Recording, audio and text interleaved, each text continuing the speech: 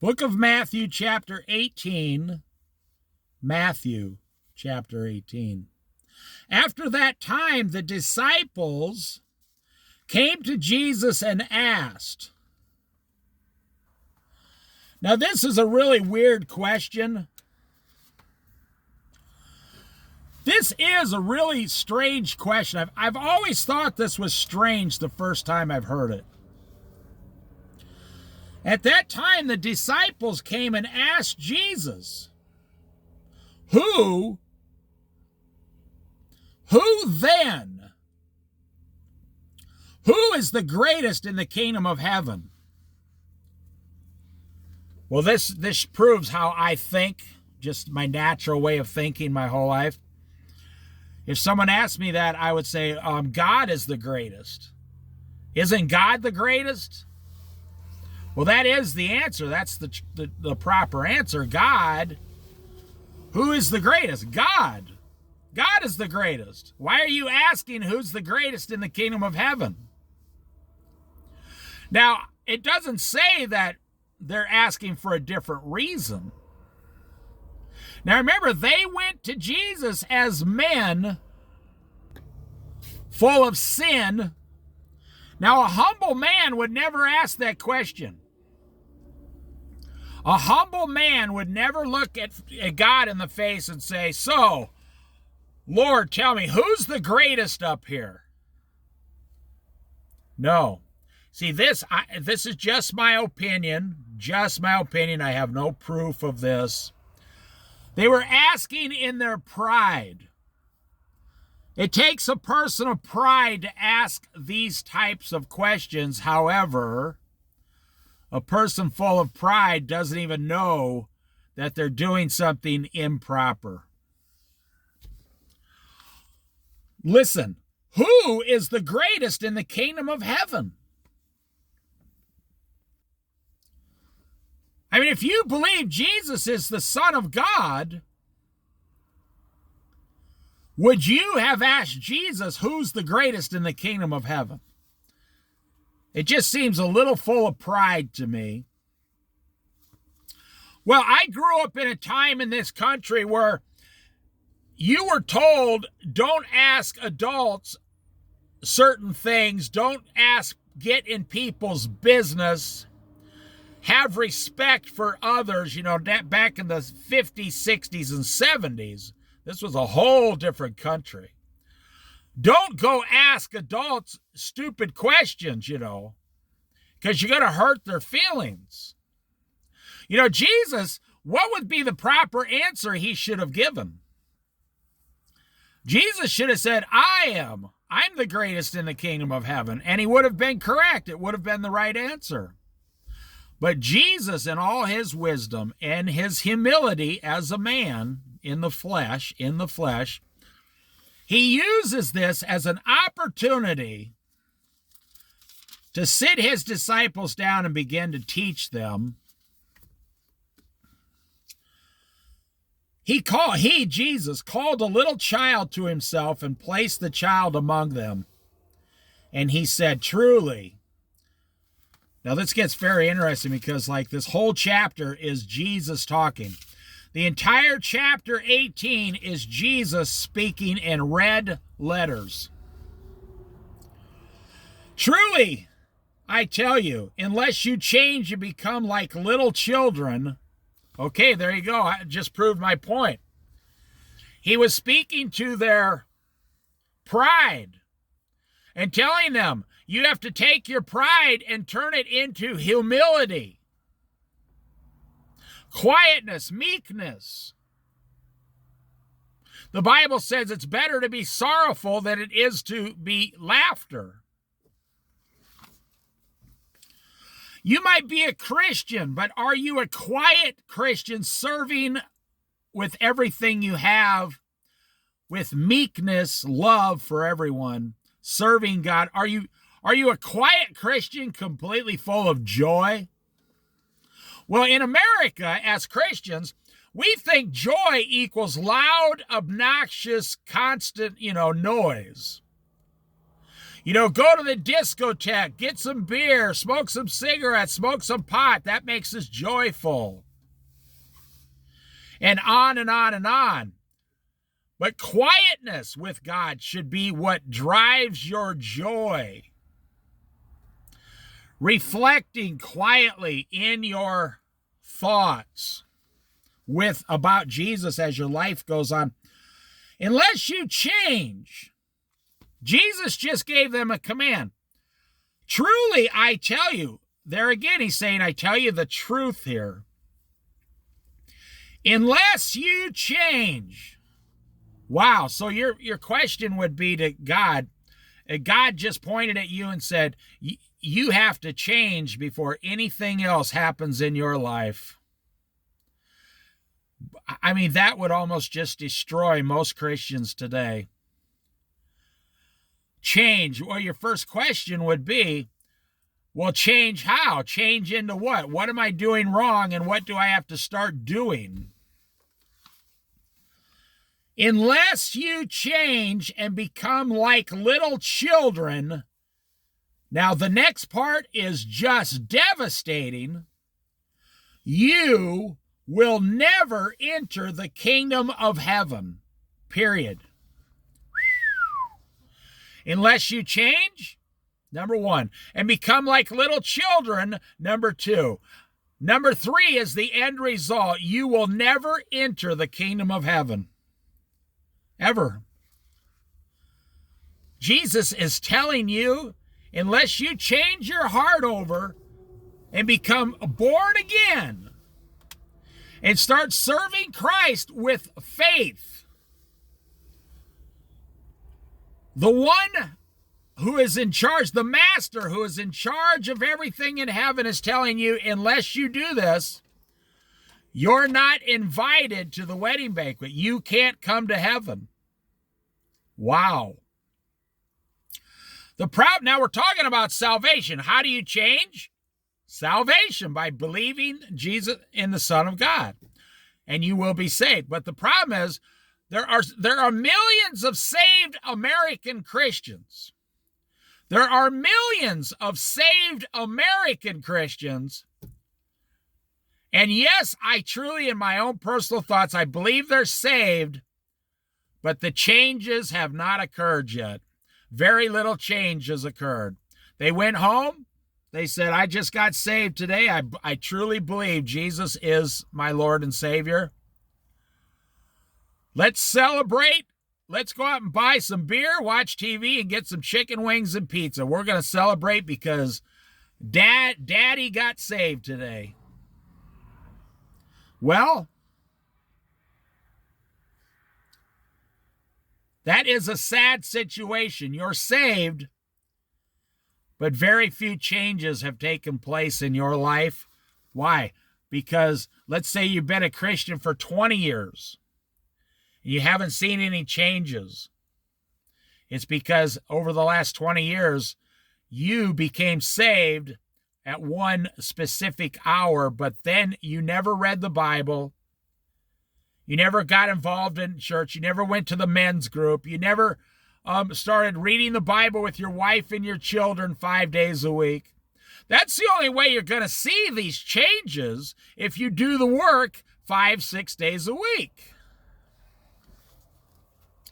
Unless, truly, I tell you, unless you change and become like little children, you will never enter the kingdom of heaven. Do you believe that, or is Jesus a big fat liar? Is Jesus lying? Well, we know Jesus is not lying. So Jesus is not having trouble with the truth. The only person having trouble with the truth is people who deny what Jesus is saying. Unless you become like these little ones. They said, who's going to be the greatest in heaven? Is it going to be me, Peter, John, Paul? Paul wasn't around yet, but who's going to be the greatest? Moses? And Jesus slapped him right across the face verbally. He said, well, here's the answer. If you don't become like these little children, you're not even going to go to heaven. They were all thinking, when we all get to heaven, who's going to be the greatest? It must be one of us because we all been spending, 3 years with you. It must be one of us. And they're sitting around at night drinking their tea or their coffee going, wow, I might be the 1 or 2, maybe 3 people on this earth that when I get to heaven, I'm going to be the greatest, man. I'm going to be the greatest person in heaven one day. I can't even say it without laughing. Let's go on. Therefore, whoever takes the lowly position of this child, it's going to be funny. The widow next door is going to be greater than you because she's a quiet widow who follows Jesus and she prays an hour every day. She doesn't sin anymore. She sends out checks to people who need it. She goes to church. She's nice and kind to everybody. She takes 2 of her neighbors to church with her. That widow who she's quiet. She's so quiet you don't think anything's happening. God is working through her more than you are working through God. Therefore, whoever takes the lowly position of this child is the greatest in the kingdom of heaven. Well, that means Jesus is, because nobody else died for sins. He came from the highest point in heaven down the lowest point on earth to the lowest point. No food, he had no kitchen, no house, no money bag. He had nothing but his clothes. I don't know if he had a staff or not.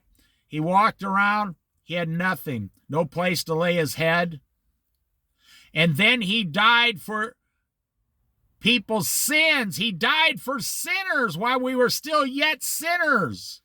He died for you while you were still a filthy sinner going around bragging about, I can drink more beer than my friend Billy Bob. You don't believe us? Just watch. We'll drink a 12-pack right now. Jesus died for you. You did not die for Jesus. Therefore, whoever takes the lowly position, you're trying to go through a life as a loud, spoiled American Christian. In our American society, the person who makes the most noise becomes the leader. The guy who rides by with the loudest motorcycle, the loudest tailpipe on his car, the loudest music, the loudest, sand dune motorcycle. He must be, because he's making the most noise, he must know something the rest of us don't, so we're going to make that guy our leader. That way of thinking makes no common sense whatsoever, but I'm telling you, what about the assistant manager at your job or the management manager at your company? Do you not realize those are some of the dumbest people on the planet? They don't believe in Jesus. They get no wisdom. How did they become manager? How did they become manager?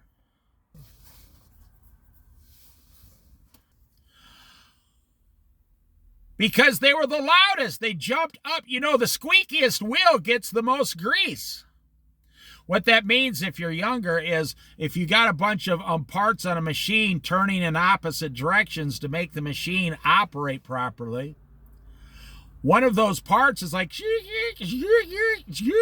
you go to that part and you put old-fashioned grease up on the axle or the wheel, the parts that turn, so it stops squeaking. The loudest, squeakiest wheel gets the most grease, the loudest person usually becomes manager. The one who complains the most becomes the manager. In this country, we no longer give people promotions based on your ability. No, it doesn't happen in America anymore. When I was younger, you had what was called I know this is going to sound really foreign, a management training program. And you were assistant manager for 6 months or even all the way up to a year, being trained at your old wage. You never even got a training wage. And then you got your raise once the manager retired and you took over the job. And you had several months of training. They don't do that today. You can walk into a grocery store, and if they say, we want to hire you, you say, I have to be in a management position or I cannot work here. They will say, oh, okay, we'll start you out as PIC, person in charge, right up front. We'll start training you right now. You can start tonight.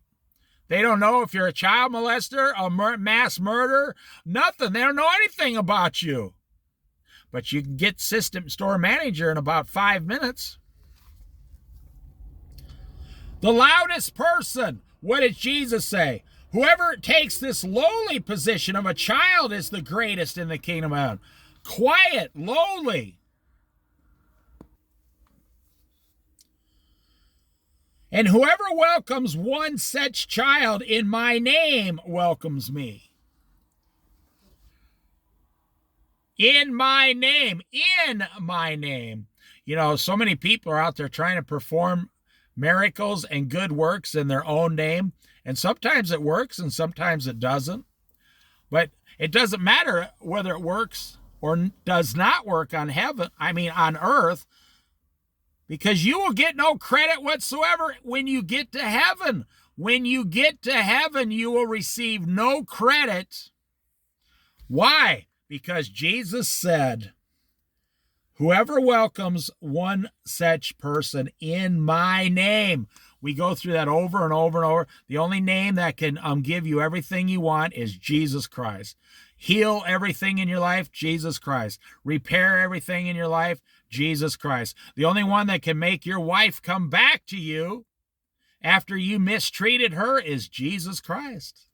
The only one that can teach you how to forgive and be forgiven is Jesus Christ. I could go on and on and on. The only one who can save your soul, this is my Son, whom I'm well pleased. Believe upon him. Do as he tells you, and you shall be saved. And Jesus says here, everything you do and everyone you welcome has to be in the name of Jesus Christ. And it can't just be verbally. It has to be genuinely.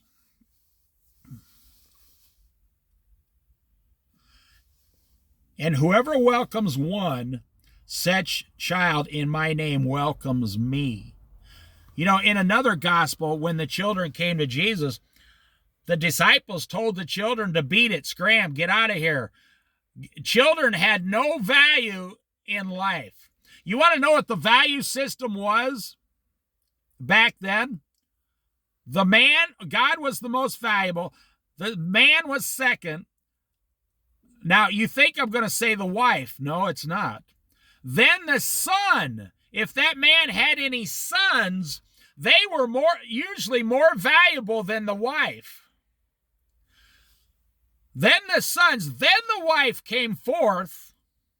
It goes God, the husband, the man, then the sons, then the mother, then the daughters. And if you were a little child,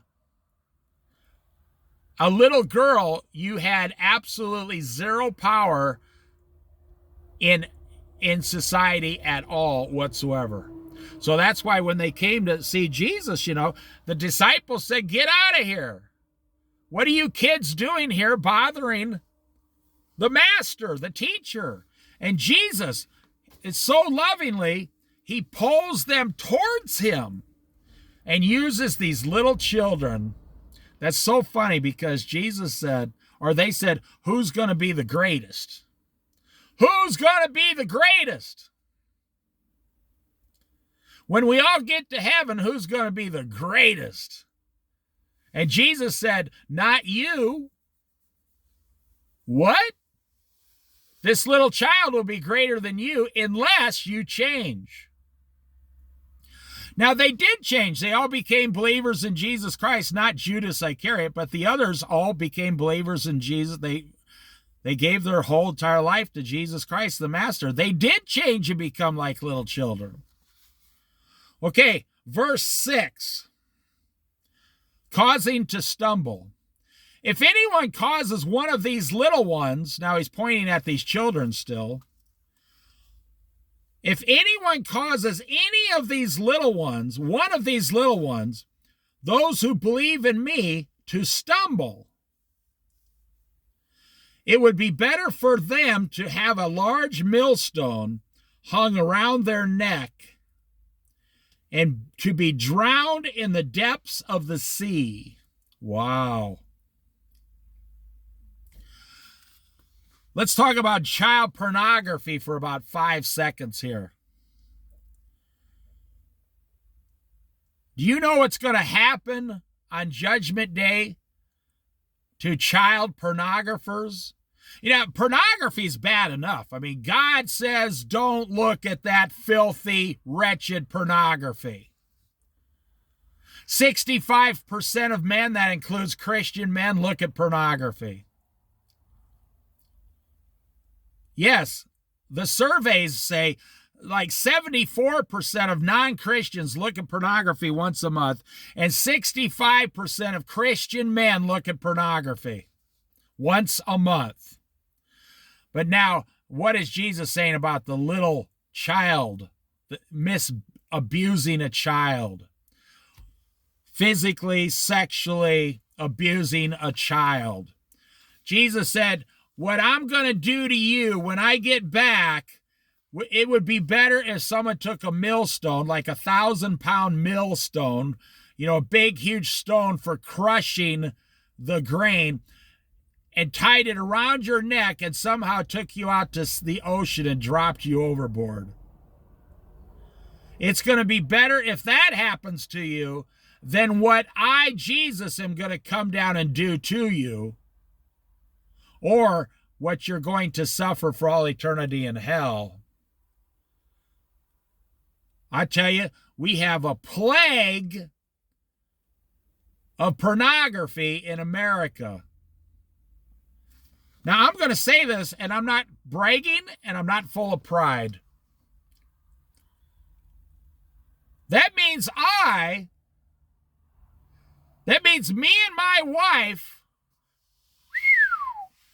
this kind of creeps me out to be an American. That means me and my wife are the last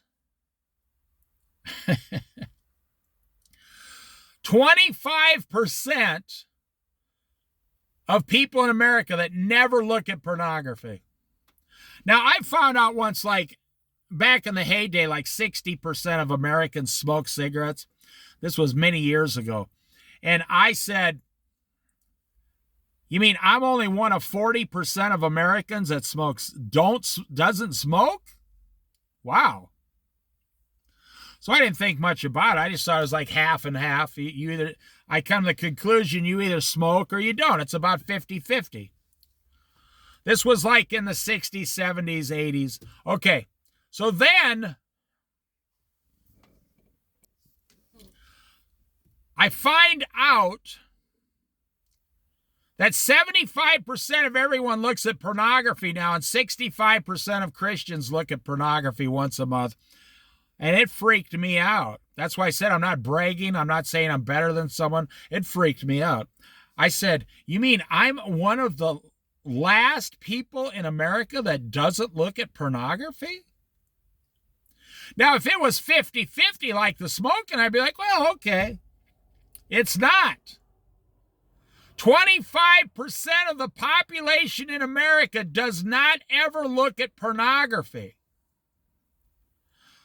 Do you know 50% of the population never gambles, never goes to a casino or buys a lottery ticket or a scratch ticket or anything? But they still look at pornography because you can do it on your cell phone. It's a plague. On your cell phone in your privacy of your home, and nobody knows, at least that's what they think.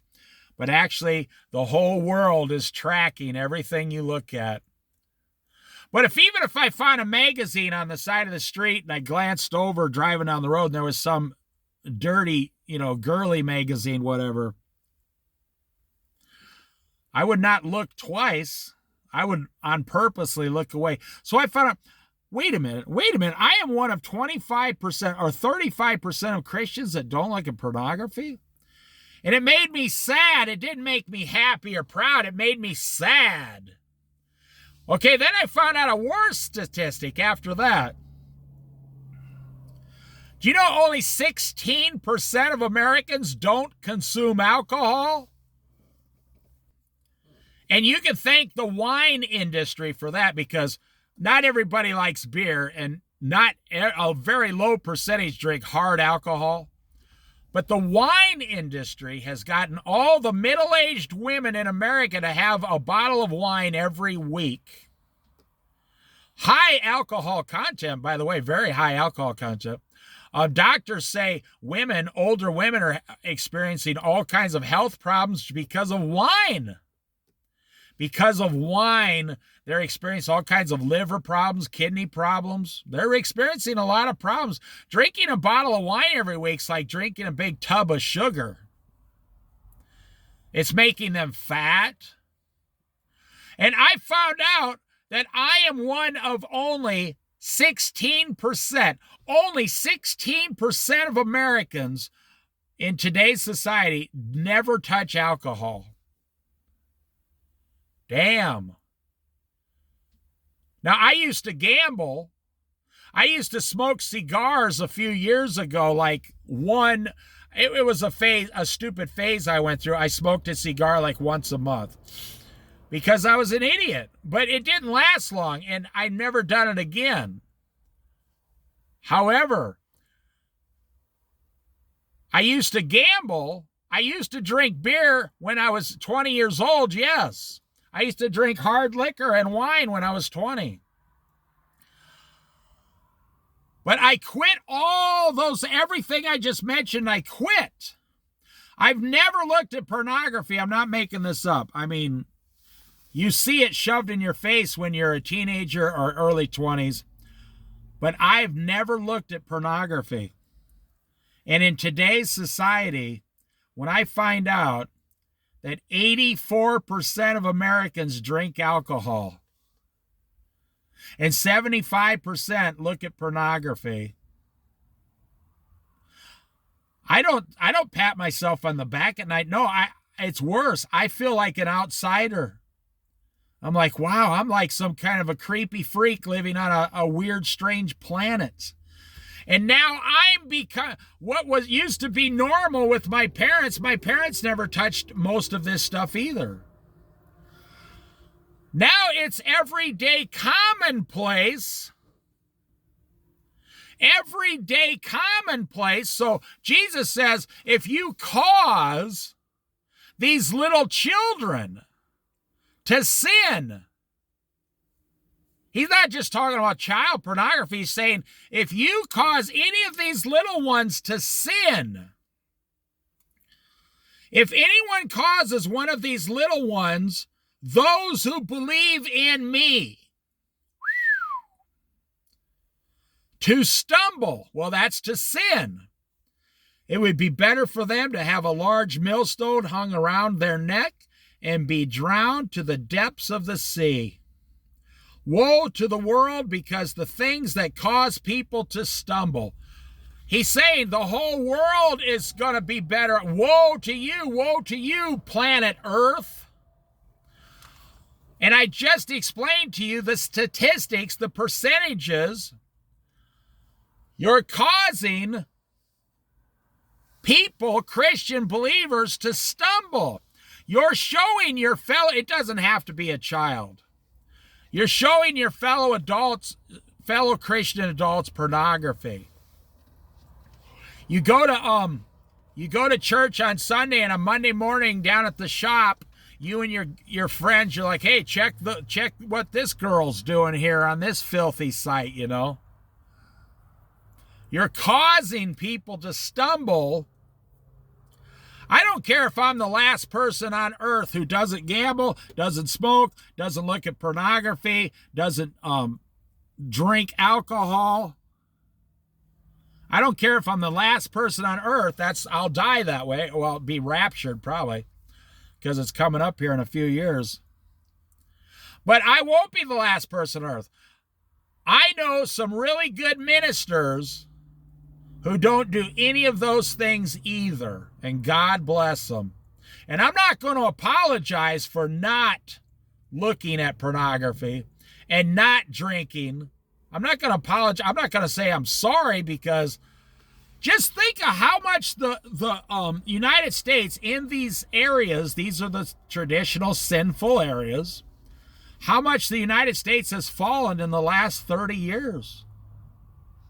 If you are listening to this, you have a choice. How am I going to live? How am I going to live? Do I want to live like 75% of all Americans now, or do I want to live like the 25% who never touch any of those things? What does God say? Keep yourself clean. Keep yourself pure. Keep even your thoughts pure. Woe to the world because of the things that cause people to stumble. Such things must come. They are going to come. They are going to come. But woe to the person through whom they come. Is that person going to be you?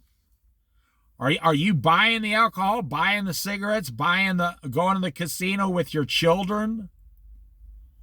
Are you giving your children alcohol because you want, they're going to drink anyway. I want them to learn to drink at home. Really? Why don't you just teach them to rob a bank? Well, they're going to rob banks anyway. I might as well teach them how to do it the proper way. That's how foolish and stupid your argument is. Well, my children are going to grow up drinking. I want to teach them how to do it the right way. And then I hear these stupid people say, oh, in Germany, children drink beer for breakfast. Or I heard the dumbest argument. George Washington used to drink beer and put it on his Fruit Loops in the morning, That is not an argument to have with Jesus Christ.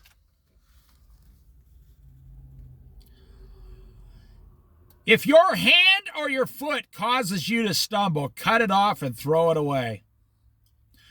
It is better for you to enter life, meaning heaven, maimed or crippled than to have 2 hands or 2 feet be thrown into eternal fire, hell. Not once in the Bible, not one time in the Bible, when someone comes to be healed by Jesus, and, I used to look for this. I searched for it. I've never found one time this happened. Jesus said, what is it I can do for you? Almost every single time Jesus says, what is it you would like me to do for you? I never once heard a person say, Lord, can you forgive my sins so I can go to heaven for all eternity? You've never found a person say that response. They said, oh, it's my leg or my arm or my eyes, or I'm speechless, or I'm possessed by a demon. Every single one asked Jesus for something physical.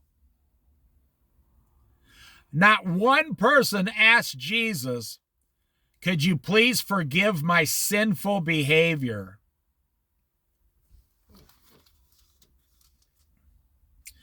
And if your eye causes you to stumble, gouge it out, and throw it away. It is better for you to enter life with 1 eye than to have 2 eyes and be thrown into the fire of hell. The parable of the wandering sheep, verse 10. See that you do not despise one of these little ones. See that you do not despise one of these little ones. Well, that's what the disciples just did, actually. That society despised children unless they were your own children. But children were the lowest form of authority on the planet.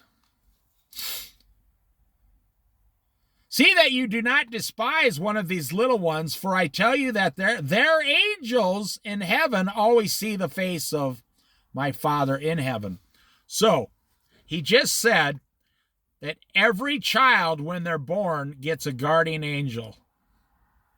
He just said their angels, more than one angel, sees the face of my Father in heaven. In other words, every child has an angel or many angels around them at all times. A specific angel assigned to you the day you're born. Maybe sooner, I don't know the answer to that, but you have an angel around you. Now, I'm going to really creep you out. I'm going to really ruin the rest of your day. Do you know angels can see you having sex with your wife? You're thinking, man, Dave, I wish you'd have never told me that. Angels can see everything you're doing. You're having sex with your wife. You want to commit adultery? An angel is watching. That's the way it is. You want to rob a bank? An angel's watching. If you go into prison as a believer, your angel goes in there with you, and you're like, why am I in jail? But the angel will say, well, you're here because of your behavior there, George or Susan. Remember, you robbed a bank. Now, I'll freak you out some more. Those angels that are with you, it says very clearly, Jesus just said, the angels see the face of his Father in heaven. They see God's face. And so these angels who see God's face, but they're with you on the earth, they see you sinning. And what's going to be told if God says to that angel, how's it going down there with Dave? How's things going down there with Dave? Well, he started drinking, smoking, looking at pornography. He looks at child pornography. He looks at young girls. He's having an affair. He's going to the casino every night. He's cursing at his mother and father. The angel can only tell the Lord the truth, can only tell what's happening, what you're doing. So I'm telling you the honest to God's truth. You have angels around you. It just said it in the Bible. For I tell you that they're angels. So Matthew chapter 18, verse 10. For I tell you that their angels in heaven always see the face of my Father in heaven. You ever seen a young child point at something and nothing was there? I'm talking like a 1 or 2 year old point at something. Well, I believe, it's just my personal opinion, I have no proof of this, that at some point the angel, your child can still see the angel or the light around it. I believe we all could, and at some point, the angel slips away from the sight of that child before the child can remember what's happening. Think about it. You ever see a child? I'll tell you a story once. My younger brother was 10 years younger than me. He's now with Jesus in heaven, I believe. He died. When he was, we were on the farm back in Iowa. And my dad was standing there watering one of our fruit trees. And I was standing there. I was like 14 years old. I was either 13 or 14 years old. So my little brother was either 3 or 4 years old. And he's outside looking at the bugs and the grass and, anything a 3.5-year-old kid does on a farm outside with no shoes on, barefoot in the grass, just thinks everything's great, thinks the water coming out of the hose is fantastic. Everything, oh my gosh, look at this, look at this. That's how kids are. He was the pure joy of our household. God gave us this child 10 years later as a joy. It filled up our house with joy. Yes, I admit it. So, my little brother said something about God that no 3.5-year-old would ever know in a million years. I cannot quite remember what he said. I just remember the moment. Me and my dad looked at each other, not really shocked, but like stunned in our spirits. I mean, the hair was standing on our arms, standing straight up and down. And my dad looked at my little brother and says, "Who told you that?" Logical question. My little brother just said something so amazing. I mean, we thought maybe he heard it on the TV or something. You know how kids just like to repeat things. Now I'm going to make the hair stand right up on you today. My dad was like 42 years old. No, he would have been 45 because my little brother was 3.5. So my dad's 45, I'm 14, my little brother's 3.5.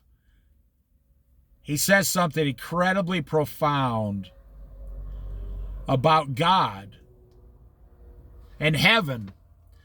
And my dad says, well, then we get really shocked and freaked out. My dad says, "Who told you that? Where did you hear that?" And my little brother said, "God told me."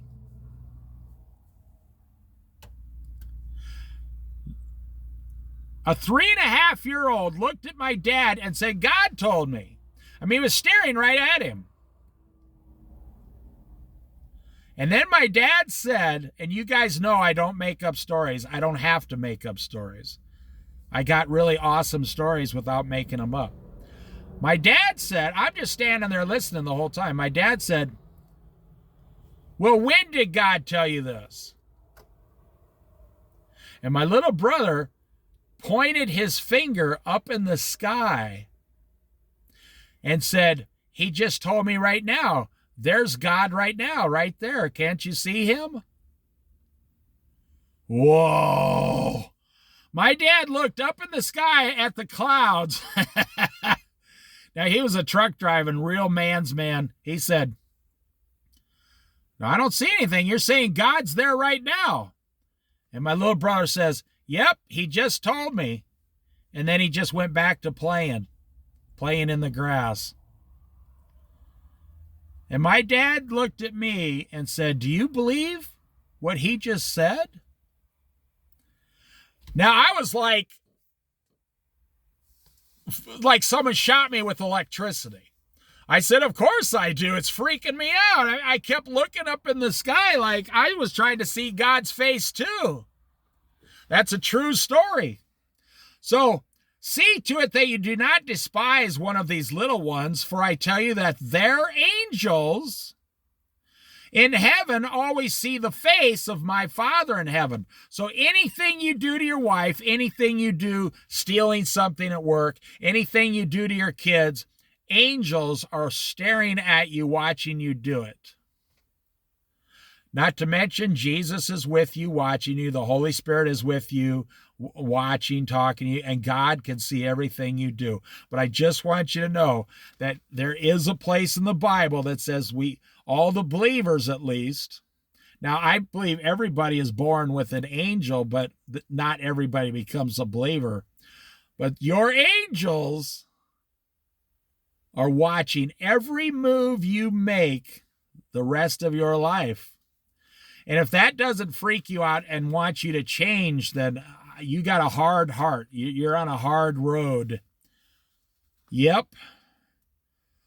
What do you think if a man owns 100 sheep and one of them wanders away? will he not leave the 99 on the hill and go look for the one that wandered off? That's how important every single one is to God. That's what he's saying. I'm going to leave the 99 to go find my one that is lost. That also kind of points to a prodigal son type situation, or someone in the gutter today on drugs. And maybe their angel is reporting to God, hey, one of your children are down here in the gutter on drugs, smoking fentanyl or heroin, and they can't get up and they need help. I think every single one of us would be completely in shock if we knew how many times Jesus was trying to help us on a daily, almost hourly basis on this earth. So many people say, well, where's God? I don't see God. Where's God? Oh, I just showed you there's angels standing next to you. There are angels listening to me put this Bible study up. It's supposed to make you humble and meek and lowly, like a child going to heaven. Completely relying 100% upon Jesus, not upon your own self. And if he finds the one that was lost, the lost sheep, truly I tell you, he is happier about the one sheep than about the 99 that did not wander off. In the same way, your Father in heaven is not willing that any of these little ones should perish. Wow. That just we proved two things in this chapter. Number one, angels are standing next to you. Number two, God the Father in all his glory wishes not one person go to hell. Not one person be lost and go to hell. Not one single person. Well, why is, 75% of the earth going to hell? Because 75% of the people on earth are following the things of this earth. And only about 25% of the people on earth are following the things of Jesus Christ.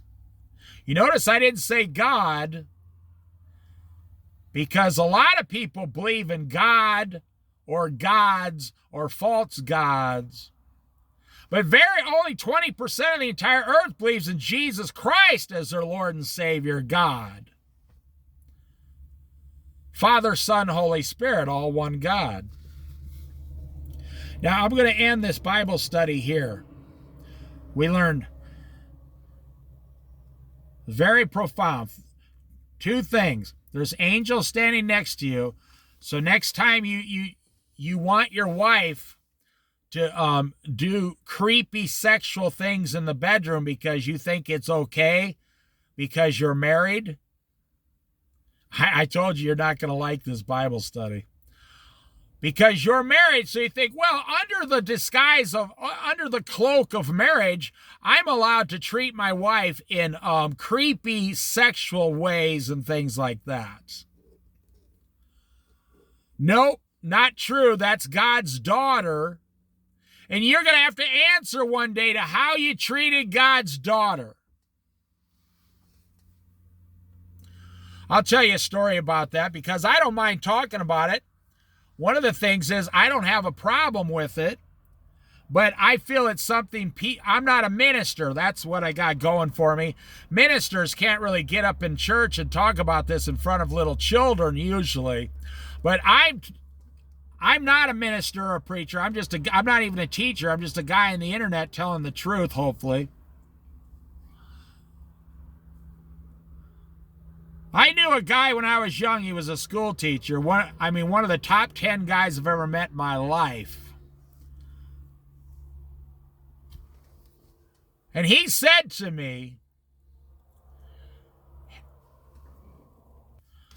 my friend said to me, now he was 10 years older than me, and we were working at this restaurant. He revealed to me, he says, well, I'll tell you something in secret. We were both Christians. He says, I have never, ever slept with my wife only in the missionary position. The woman laying down, the man laying down. That's it.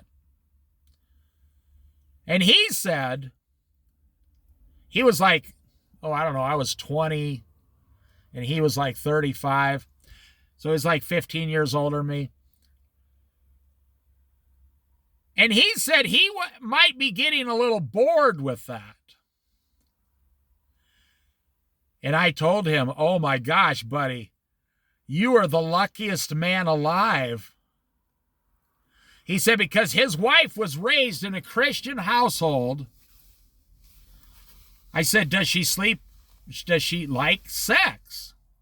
He said, yes, we have sex, but just in that one position. I told him at 20 or 21 years old, you are the luckiest man on the planet. Because once you open the door to the other way of doing things in the bedroom, you'll never be as satisfied as you are right now. You'll always have to come up with some new circus gimmick to find the same satisfaction you have right now. And he looked at me and said, I thought God was telling me to talk to you. He said, don't tell my wife I asked you this, but I was just asking you as a fellow Christian man, what you thought about that. He said he's never seen pornography, nothing. And, I said, you are the luckiest man. And his wife was very beautiful, very nice. But, she was the kind of wife where she was a Christian. You lock your doors at 9 o'clock at night. You go in the house. The kids come in. They get ready to go to school the next day. This guy, when he was born, he had kind of a dwarf syndrome or something. They said he's never going to be over like 4 foot tall. And they sent him to a couple specialists that somehow, then he went up to like 5'1". And he used to brag about that. He says, I'm not 5 foot, I'm 5'1". And we would all laugh. He was the guy, which is funny. He was the shortest guy in the room, and everybody in the room looked up to him. That's what I can say about Jesus Christ right there. My friend was the shortest guy in the room, and everybody looked up to him. And he was a 3rd grade school teacher, and so he was about the same height as the rest of the kids, right? So they all identified with him even more when he spoke to a child. It was like right in their face to face. Now, I was 20, 21. I was drinking beer, sure. And, I talked him in a couple times going out and getting a beer. And he had to call his wife. He said, well, let me call my wife and get permission first. And me and a couple of the other guys were like, you got to ask your wife permission. And I thought about it, right? Because I was a Christian. The Lord was working on me. And I said, actually, that's awesome. He said, well, she's going to smell it when I come home. She might not want me to go out for a beer. He says, I guess I told her who I'm with, you guys. His wife trusted me because I was friends with this guy, and I've been over the house a few times. I'm telling you, this guy worked 3 jobs, and then he worked full-time during the summer when he was off from school. Then he volunteered at the church. He was one of the deacons of the church going out and collecting the money. The most honest guy on the planet, and the greatest compliment I can give him is he was the shortest guy in the room, but every single person in the room looked up to him. The children, he was like 5 inches taller than the child. The children looked up to him. Every adult in that room that was looking down to him thought he was better than we are. We looked up to him spiritually, yeah. And he was told when he was born that he might not make it past his 15th birthday. He was going to have some kind of dwarfism or something. And he went to a couple specialists, and he lived 60 years. He died of cancer when he was 60. And it was not because he did anything bad. That was just God calling him home. And he fought for 3 years with cancer just so he could be near his wife and children as long as possible. He would drive 80 miles to the specialist cancer treatment once every week because he didn't care about the treatment. He said, I just want to be with my wife and daughter longer. And he spent 3 years going through that. This guy never had creepy sex with his own wife. He never looked at pornography. He probably only drank 2 beers in his life. He never smoked. He worked 3 jobs. He volunteered at the church as a deacon on Sundays. He showed up early at the church and was the person who got everything ready. He told all the kids that they are all special. He taught like 25 grades. He wasn't even supposed to live, and he went to teaching school and became a full-blown teacher. He was an awesome person. And he told all the students, because he was a short guy, if they all did their best and didn't cause any trouble for the whole year, at the end of the year, he would stand on his desk and dance to disco music on the teacher's desk. And he was the only one that did it. And every student, like I said, it was a restaurant. We actually had waitresses working there that used to be one of his students. And all as they could do was talk about how great this guy was and how much he changed their entire life. And you know what the guy would say? He'd say, oh, it wasn't me. It was because you were a really good little girl. You're a great student. You're going to do great in life. He would always turn the compliment around and give it to the other person. Well, that's the end of this Bible study. Keep it kind of shorter than the last 2 or 3. You don't have to do anything sinful in this world to be considered a man of God. Choose. If you're a believer, become a 100-fold believer. Turn your whole life over to Jesus and watch the miraculous things he does.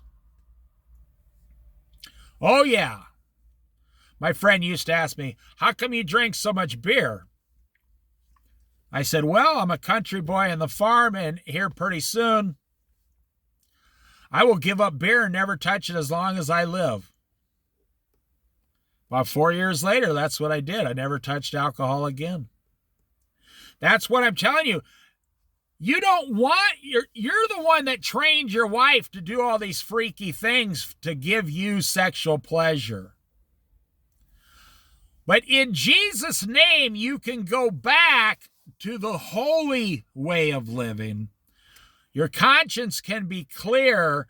Your heart can change. And like Jesus said, you can become like one of these little ones. Jesus never says something if it's not possible. Everything he says that you should do is possible to do through him in his name. Like I said, I told my friend, oh no, as far as your wife is concerned, you hit the jackpot. You're the luckiest person on earth. Don't open the door to something else. Keep it exactly perfect like it is. And he did. He put it out of his mind, and it never, ever bothered him again. I asked him, a few years later, I said, how's that working out? He said, it must be something the devil was talking to him or saying, maybe you should, or something he heard on TV or something like that.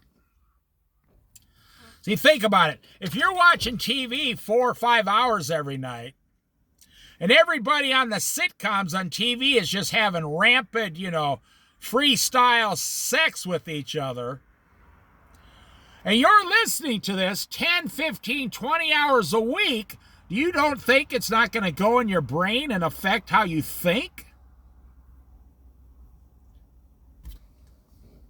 You have a choice. It's a clear-cut choice. Follow the things of the world or follow the things of Jesus Christ.